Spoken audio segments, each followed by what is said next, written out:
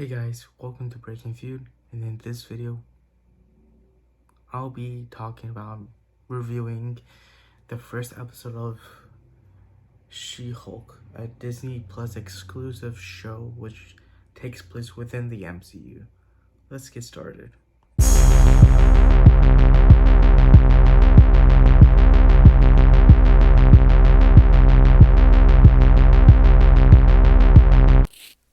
So just to give context, on this review, I actually grew up with the Hulk.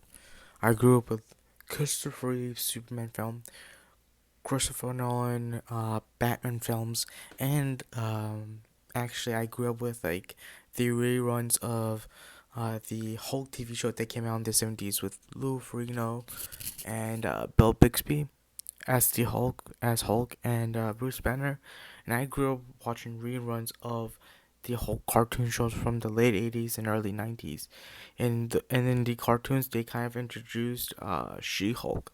So I kind of have prior knowledge in terms of the normal media content. So I kind of grew up watching the Hulk with She-Hulk. So yeah, and I didn't really get to watch the two Hulk movies, the Ang Lee Hulk, and then the second MCU movie, The Incredible Hulk, starring not Mark Ruffalo but Ed Norton. They're both the same Hulk, just a recast. I do actually weirdly enough enjoy the Ed Norton Hulk, even though a lot of people don't like it. And yeah, it has like a 67% on Rotten Tomato. But I do like that movie. I do like where it was trying to take the Hulk into. So yeah. Yeah, there was a premiere where Disney played 4 episodes. But I'm just a normal viewer. Got to see episode 1 drop today on Disney Plus. So this is just reviewing episode 1 of She-Hulk. So I did see a lot of promotional trailers, and Abomination will be coming up. And it's the same and the guy who was playing Abomination is the same one who was in the Ed Norton Incredible Hulk. He also had a small cameo in Shang-Chi, and so I'm kind of excited for him to come back from that movie into this show. I'm hoping he's playing a major character, but don't know since I haven't seen any of the other episodes. Only episode 1 on Disney Plus. But yeah. Mark Ruffalo coming back as the Hulk is actually pretty nice. Them kind of exploring the Hulk after many years. So here's the thing. This is actually the first Hulk content we've ever gotten ever since '08. What I mean is that uh so Universal owns the right to the Incredible Hulk movies. And yeah, there has been attempts to make a sequel to it, but not really at all. And they tried to in a sense do a movie to a sequel with the leader, because they can't tease in the movie. But ever since that movie, we haven't gotten a Hulk content. The closest thing we had to was Thor Ragnarok, where they tried to use the World War Hulk storyline, but it's more of a Thor movie. Yeah, so this is the first Hulk content that we've gotten in like years. It's been like what 10, 11 to 12 years since we had a Hulk content. Well, 14 or something like that. And yeah, so it's nice to see that character being expanded upon, because this character is a important character. He's not like a sideline character. He is a main character. Obviously, let's talk about She-Hulk. Jennifer Walter. This is honestly a pretty cool character to have in the Marvel universe. I kind of enjoyed watching it. The whole fourth wall breaking is pretty cool and amazing. In terms of this is I think the third live action type uh, Marvel project to do it, because the first one we had was, from my knowledge, is Deadpool, the Ryan Reynolds Deadpool 1 movie and Deadpool 2. But this is the first character within the Marvel universe to do that, which is honestly a pretty cool thing. Uh, I kind of liked how they kind of give the backstory, because not everyone knows the backstory to this, to She-Hulk. So it's pretty cool and interesting to show. It's not. It's a thing where they haven't mentioned this character, the backstory in live action. From my understanding, I haven't seen any cartoons talking about it since like the late 90s. And so, unlike, you know, Batman or Spider Man, where we've had different iterations within like the last 10 to 15 years, where they kind of have rebooted multiple times, this is a character where we're, we're really new to this character, and the whole backstory situation is like, it's cool. It's original and it's cool. It's because it's not like I said, a Batman or, Spider-Man character where we had different iterations where the origin story has been repeated multiple times.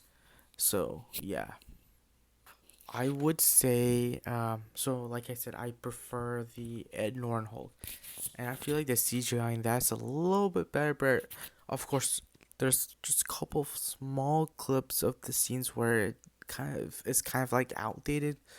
But if you look at the Mark Ruffalo Hulk, the one from Avengers, the first one, the 2012 Avengers, I feel like that Hulk CGI looks so much better than this, and I feel like it's more of a downgrade from this. I know this is Professor Hulk, and he should look more like Mark Ruffalo and whatnot, but I feel like there's been more of a decline of the CGI of Hulk. Like, you don't get like good details out of him, as opposed to like the Ed Norton Hulk movie or the first Avengers movie. And I kind of like the second Avengers movie where on the Hulk detail, but yeah, I feel like it was more of a decline, and recently within the Phase Four, like the whole CG has fallen with every Marvel project. This includes Thor Ragnarok. I mean, not Thor Ragnarok. Thor: Love and Thunder. You had a couple of scenes in Spider Man, No Way Home, and other projects like WandaVision, whatnot, where I feel like the CGI itself just declined. And I mean, so far as the first showing, I think they did a fine job with the CG. It's not as good as the other Marvel projects within the MCU. I know this is more of a kids film, but I feel like I would personally like a little bit more of a darker tone to it. Not like completely dark tone, but like kind of like more of like the the Iron Man 1 dark tone.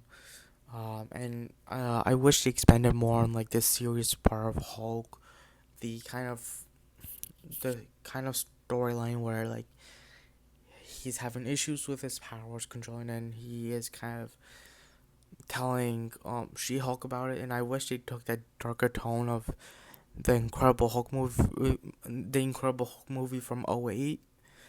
Um, I love how they were trying to make it serious and whatnot. I know it's a kids show, but I felt like they should have taken it a little bit more seriously. I'm not saying go all out in Batman versus Superman Dark or Chris Nolan Dark, or the Zack Snyder Dark. I'm talking about more like Richard Donner's Superman Dark, where like whenever there was a serious plot line they were trying to establish in a serious scene, it was really complex, but in a family and friendly packaged movie. Um, so yeah, kind of like Star Wars in a sense. I wish it took that route, but it's still not bad. I honestly, I'm not going to be able to properly rate this episode until maybe episode 2 comes out next week on Thursday. So, yeah. Um, as far as it telling the origin, I think they did a good job with telling the origin and Bruce Banner trying to tell Jen about the getting bad of being a Hulk. So, yeah. I don't know if it's a still reference to the 77 Hulk show, but if you guys don't, if you guys haven't seen it, so in the first episode of the Hulk show, there was it was kind of an origin story where it showed Hulk gain his powers, and I think it was towards the middle, like the middle, like from the middle till the end of the first episode. I don't remember where, but it was Hulk's first transformation. So Bruce Banner, well, in this show was David Bruce Banner. Um, the first time he hulks out was his actually his car had, I think, broke down, and it was raining night, and Bruce Banner is trying to fix his car, but then I think he injures his hand or something to the point that he hulks out. It's the first time we ever seen him hulk out, and what he did was he hulks out. Then after he becomes a Hulk, he pushes his car down the forest that he was driving nearby, and this I feel like was a subtle reference um, when um, when they kind of drove their car out of the road, and it's tumbling, and when Jen gets out the car, she gets the blood and then hulks out immediately.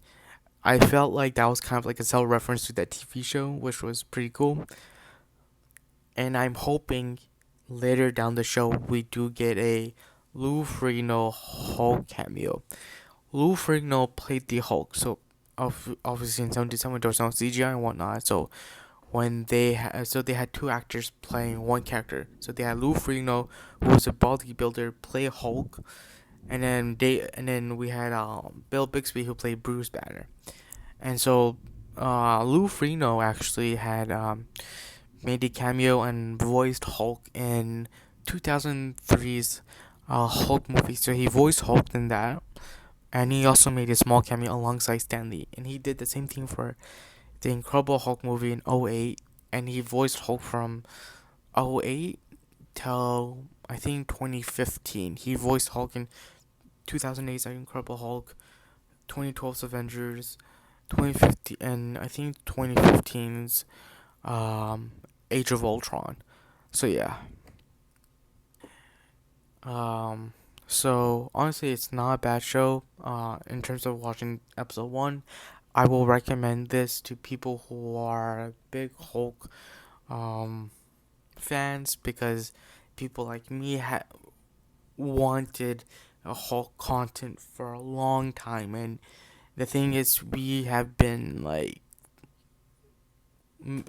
Marvel, like we've been waiting for so long, because the thing is, Universal owned the rights to Hulk movies to that we couldn't get, and we couldn't enjoy having, only the '08 Incredible Hulk movie.